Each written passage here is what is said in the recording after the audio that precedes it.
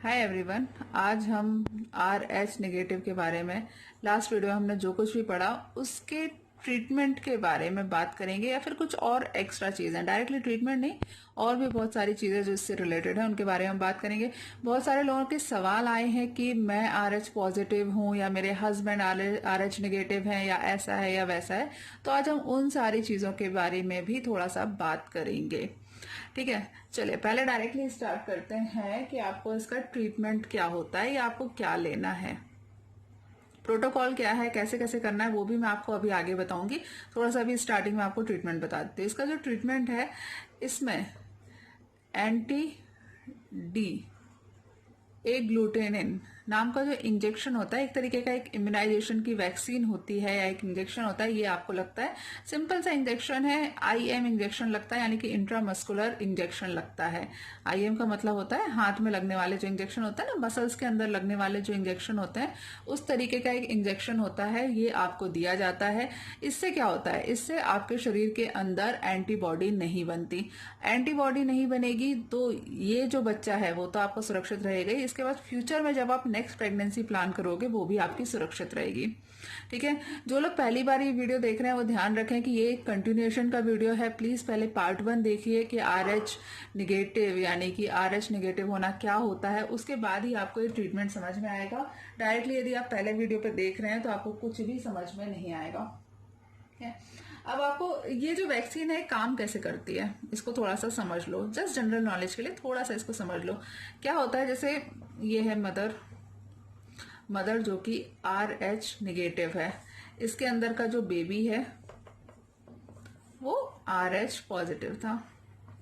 तो डिलीवरी के दौरान जब वो जो प्लेसेंटल बैरियर होता है, यहाँ बीच में माँ और बच्चे के बीच में जो भगवान ने प्लेसेंटल बैरियर बना के रखा हुआ है,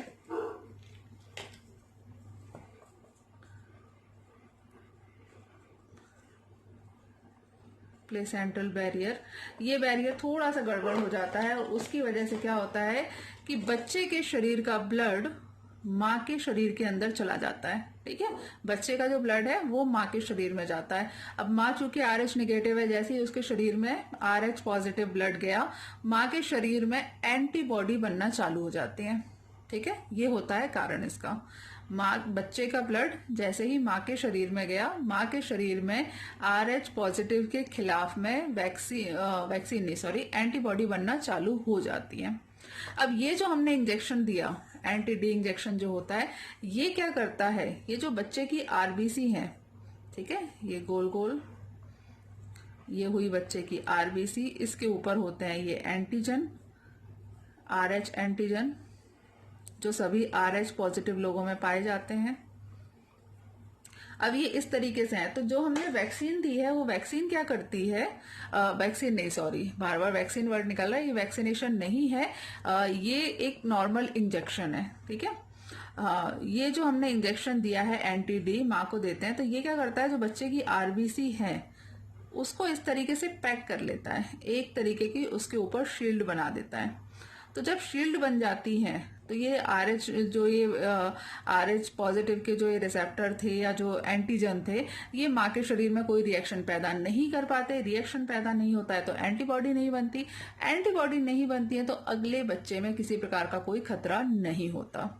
ठीक है, अगला बच्चा इसलिए बोल रही हूँ, लास्ट वीडियो में हमने समझा है कि RH निगेटिव मदर में फर्स्ट प्रेगनेंसी के बाद जब वो सेकेंड प्रेगनेंसी होती है उसके अंदर अबॉर्शन, स्टिल बर्थ या बच्चे में होने वाले कॉम्प्लिकेशन पैदा होते हैं। इसीलिए मैं बार बार बोल रही हूँ कि अगले बच्चे में, पहले बच्चे में तो कोई प्रॉब्लम नहीं आती, पहला बच्चा तो नॉर्मल तरीके से आराम से हो जाता है।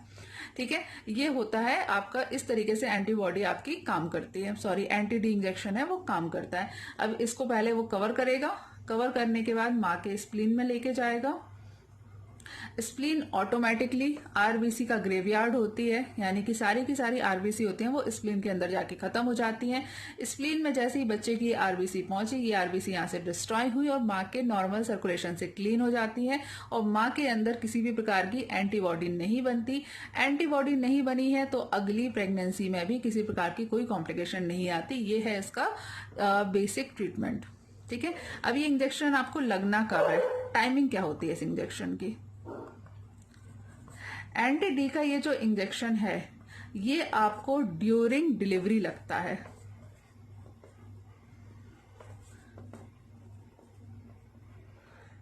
डिलीवरी के दौरान ये आपको इंजेक्शन लगता है। यदि किसी कारण से डिलीवरी के तुरंत बाद ये इंजेक्शन आपको नहीं लग पाता तो विद इन 72 आवर या 3 दिन के अंदर में एंटी डी इंजेक्शन लगना जरूरी होता है।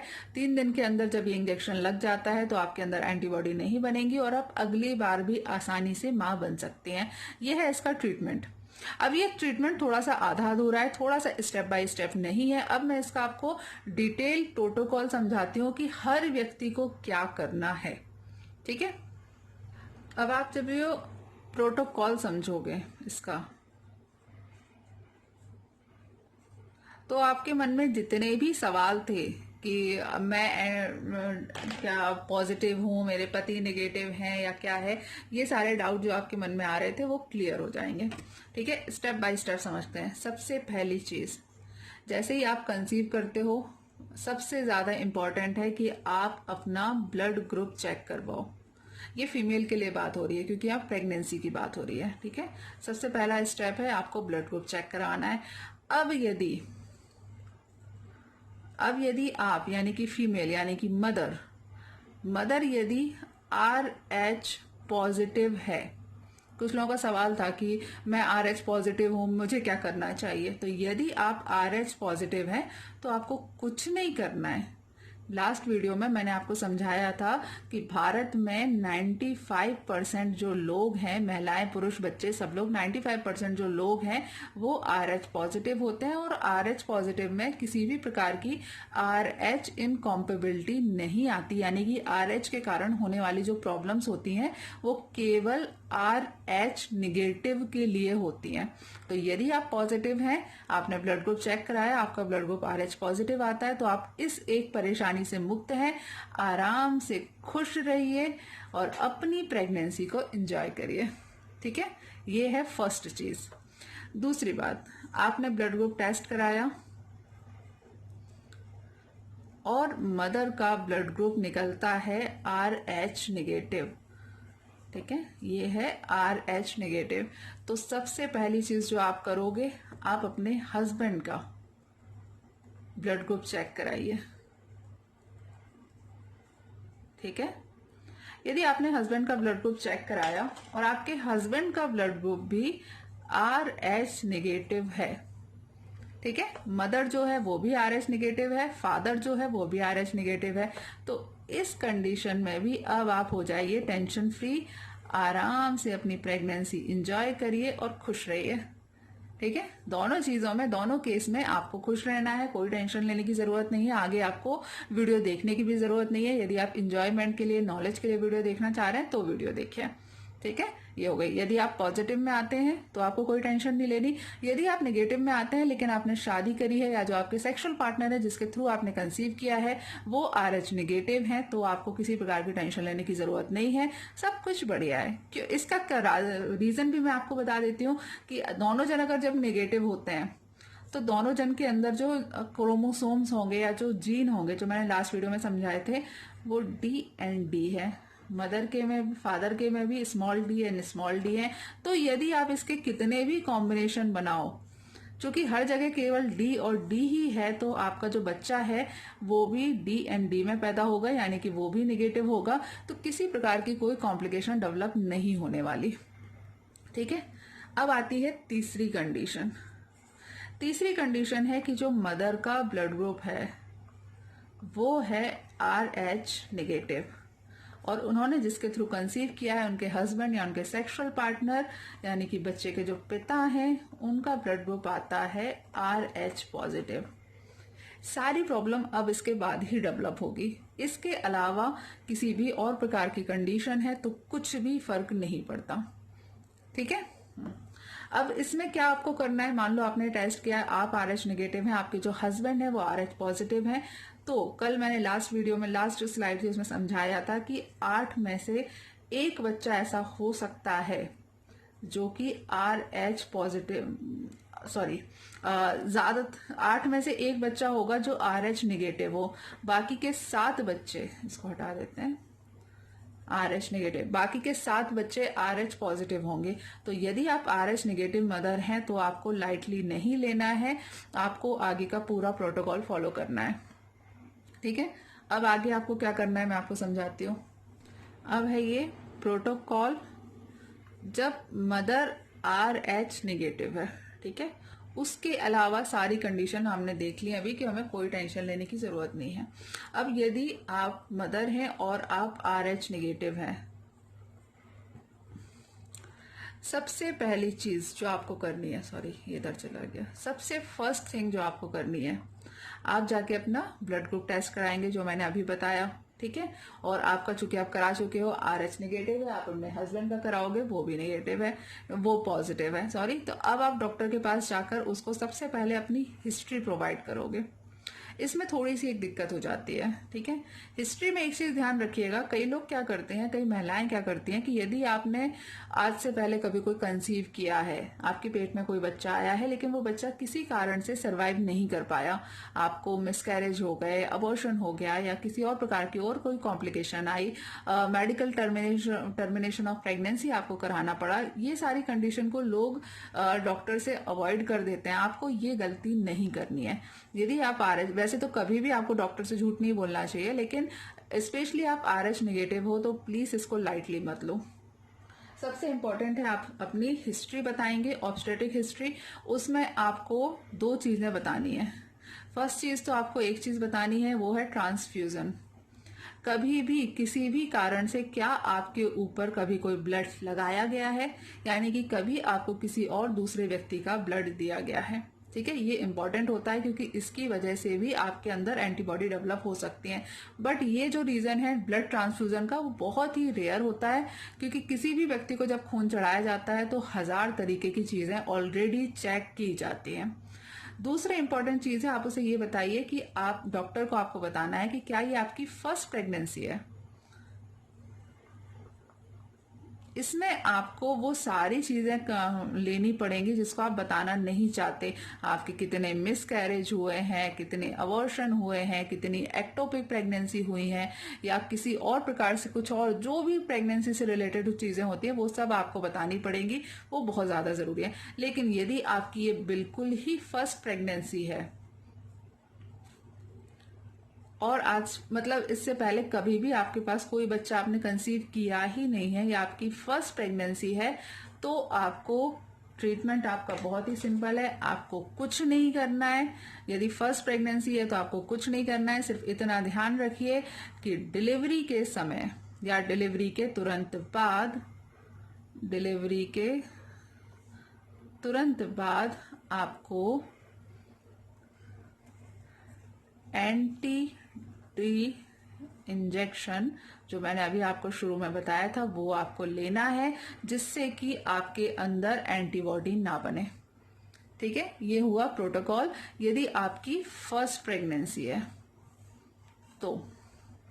लेकिन दूसरी चीज, यदि आपकी फर्स्ट प्रेगनेंसी नहीं है, ठीक, आप दूसरी बार मां बन रहे हो, तो 2 चीजें आती हैं सेकेंड प्रेगनेंसी में। आप यदि पहली बार नहीं दूसरी बार मां बन रहे हो और आपका जो ब्लड ग्रुप है वो RH नेगेटिव है, इस कंडीशन में 2 चीजें आएंगी। पहली चीज, आपने फर्स्ट प्रेगनेंसी में एंटी डी इंजेक्शन लिया हुआ है। अगर ऐसा है तो अब आपको कोई टेंशन नहीं लेनी, आराम से खुश रहिए, और इस डिलीवरी में फिर से आपको एंटी डी इंजेक्शन लगवाना है।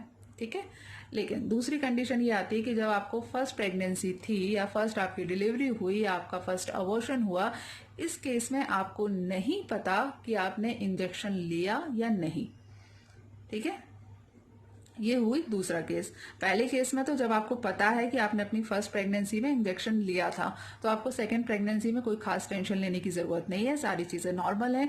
डिलीवरी के दौरान आपको केवल दोबारा इंजेक्शन लेना है, जिससे कि अगर आप तीसरी बार कंसीव करना चाह रहे हैं, या फिर तीसरी बार कंसीव का मतलब ये भी है ना, हो सकता है आपका पहला बच्चा किसी कारण खराब हो गया हो या दूसरा बच्चा खराब हो गया हो, तो हो सकता है आपके पास जो लाइव बच्चे हैं, जो बच्चे आपके घर पे हैं, जो बच्चे आपके स्वस्थ हैं, वो एक ही हो और एक बच्चा आपका मिसकैरेज में कन्वर्ट हो गया हो या अबॉर्शन में या स्टिल बर्थ में कन्वर्ट हुआ हो, लेकिन फिर भी यदि आपने दोनों ही केस में आपने एंटी डी इंजेक्शन लिया हुआ है तो उसके बाद की कंडीशन में आपको कोई टेंशन नहीं होती।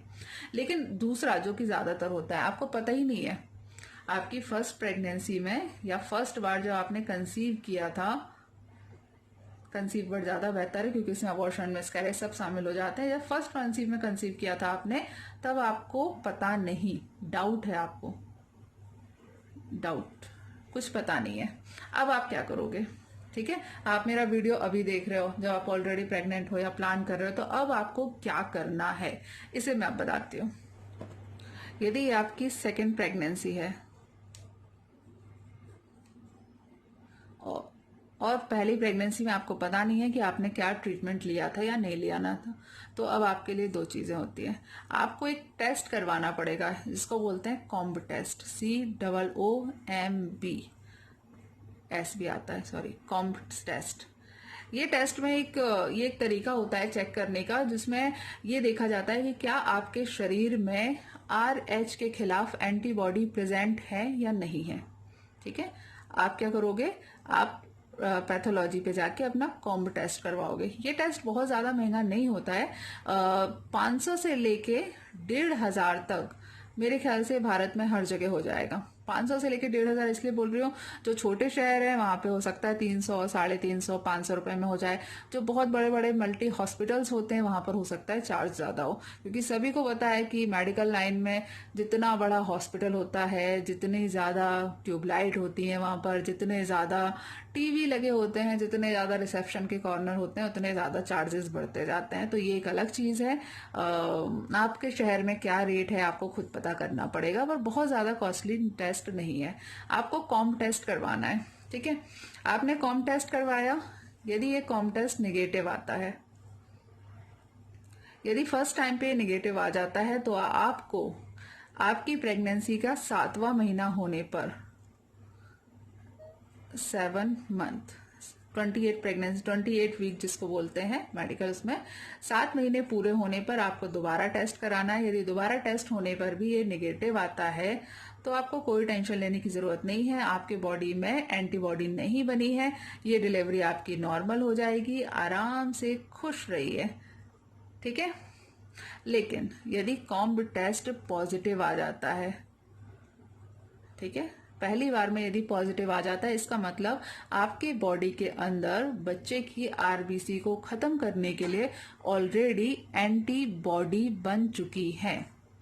ठीक है, अब मैंने अपने पिछले वीडियो में आपको बताया था कि जब एंटीबॉडी माँ के अंदर प्रेजेंट होती है तो उससे बच्चे की, फीटस की जो RBC होती है वो डिस्ट्रॉय होती है। लेकिन एक बहुत अच्छी बात है कि जो बच्चे की RBC डिस्ट्रॉय होती हैं, वो जब बच्चा माँ के पेट में होता है तो उसके चांसेस थोड़े से कम होते हैं।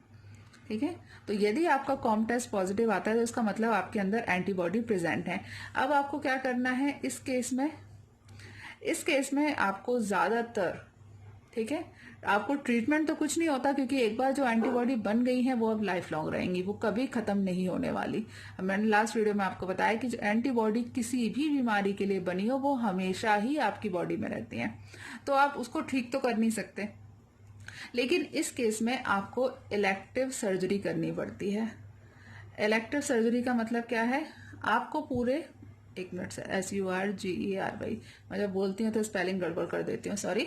इलेक्टिव सर्जरी करनी पड़ेगी। इलेक्टिव सर्जरी का मतलब ये है कि आपका बच्चा जैसे ही 38 वीक के आसपास पहुंचे, ठीक है, पूरा महीना कंप्लीट नहीं होने देना है, 9 महीने कंप्लीट नहीं होने देना है, 7th 8th मंथ के बाद जब भी आपको बच्चे की जो कंडीशन दिखाई दे उसके हिसाब से आपको ऑपरेशन से डिलीवरी करवानी है। LSCS, lower section caesarean section.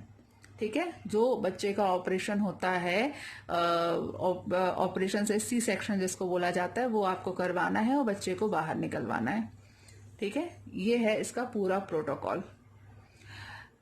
आपकी डिलीवरी LSCS जो है ये ऐसे हॉस्पिटल में करवानी है जहां पर इंटेंसिव नियोनेटल केयर यूनिट हो।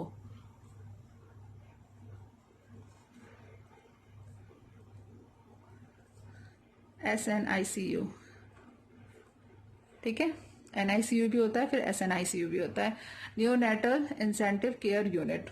ठीक है, ये क्यों रखनी पड़ेगी? क्योंकि लास्ट वीडियो में मैंने आपको बताया कि बच्चे को सिर में सूजन आ सकती है इस बीमारी में, और इन सारी बीमारियों की वजह से सिर में सूजन हो सकती है, बहुत ज्यादा एनीमिया हो सकता है,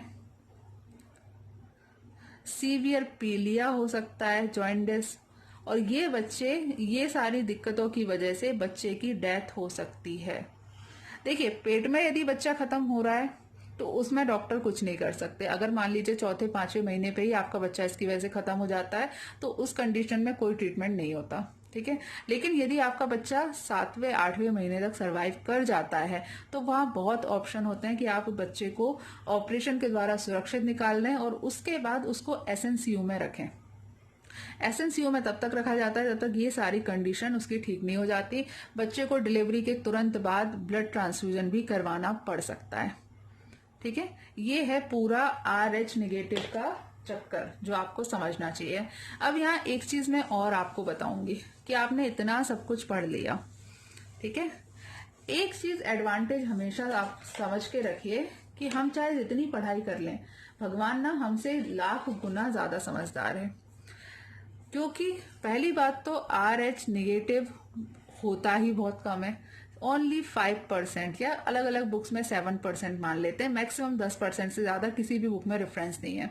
ठीक है, तो पहला तो यही एडवांटेज है कि इतनी सारी पढ़ाई जो है वो केवल इन 5% लोगों के काम की है। ठीक, पहली चीज तो।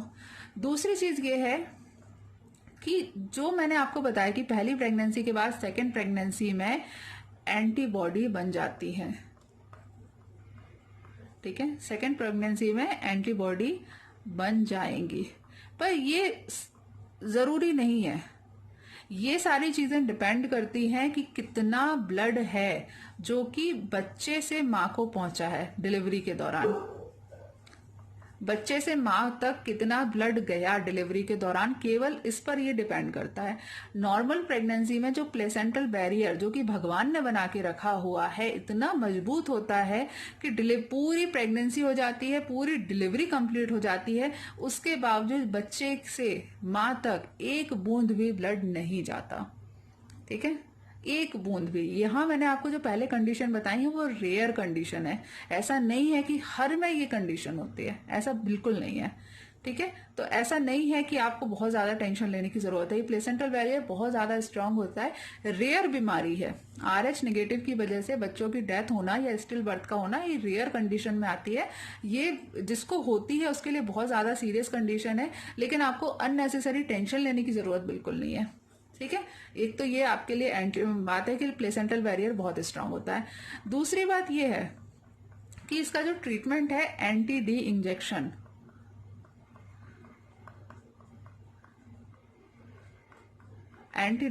ये बहुत ही ज्यादा सस्ता होता है, बहुत ज्यादा सस्ता है, कोई बहुत बड़ी चीज नहीं है। और दूसरी बात, गवर्नमेंट में ये फ्री में मिलता है। ठीक है, लोग लगवाते नहीं है क्योंकि जानकारी नहीं है, पता नहीं है इस बारे में, लोग बहुत सारी अलग अलग धारणाओं में चलते हैं, लेकिन ये ऑलरेडी फ्री में मिलता है। और यहाँ मैं किसी पर्टिकुलर सरकार या किसी चीज की बात नहीं करूंगी, बहुत समय से फ्री में आ रहा है। ठीक है, काफी समय से ये चल रहा है, जब से इस बारे में रिसर्च हुई है तब से फ्री में आ रहा है। जैसे कि और बहुत सारे साधन आते हैं जो कि बच्चों की जान बचाने के लिए जरूरी हैं, जो फ्री में आते हैं, उसी तरीके से ये चीज भी फ्री में आ रही है। तो ये बहुत अच्छी चीज है, भारत का हर व्यक्ति इसको अफोर्ड कर सकता है क्योंकि फ्री मिल रहा है सरकारी में। सभी सरकारी अस्पतालों में फ्री में इंजेक्शन लगाया जाता है। ठीक है, उसके बाद इसमें जो डिलीवरी होती है वो LSCS होती है। ठीक है, यानी कि आपको ऑपरेशन करके बच्चा निकलवाना पड़ेगा। LSCS भी भारत के हर जिला अस्पताल में फ्री में होता है, मुफ्त होता है। ऑपरेशन से डिलीवरी होना बहुत ज्यादा कॉस्टली नहीं है, सभी जिला अस्पताल में ऑपरेशन से डिलीवरी होती है। तो ये चीज भी आपके लिए बहुत एडवांटेज में है, कोई ज्यादा खतरनाक वाली बात नहीं है। कुछ मैं आपको यहाँ पर एडवाइस दूंगी जो आपको फॉलो करनी चाहिए। पहली चीज जो मेरी तरफ से आपके लिए एडवाइस है, फर्स्ट थिंग तो यदि आप RH नेगेटिव हैं तो कोशिश करिए कि आपकी जो शादी है वो RH नेगेटिव के साथ हो। खास तौर से यदि आप अरेंज मैरिज कर रहे हो। जब हम अरेंज मैरिज में इतने सारे गुण मिलाते हैं, गोत्र मिलाते हैं, कुंडली मिलाते हैं, लड़के का पैसा और लड़की की खूबसूरती भी मिलाते हैं, तो एक RH निगेटिव भी मिला लो क्या जाता है। क्योंकि यदि आप ऐसा मिला लेते हो, दोनों RH निगेटिव हो जाते हैं, तो उसमें फ्यूचर प्रेगनेंसी में किसी प्रकार के कॉम्प्लिकेशन नहीं होते। अब चलिए, आपकी शादी हो चुकी है, अब तो ये ऑप्शन आपके पास है नहीं। दूसरा ऑप्शन, दूसरी एडवाइस जो है, अननेसेसरी प्रेगनेंसी से बचिए। अननेसेसरी नहीं, अननेसेसरी तो कुछ नहीं होता, अनवांटेड। अनवांटेड प्रेगनेंसी क्या है? अननेसेसरी में प्रेगनेंसी होना, फिर उसका अबॉर्शन होना या मिसकैरेज हो जाना, अबॉर्शन करवा लेना इलीगल तरीके से या फिर लीगल तरीके से अबॉर्शन करवा लेना।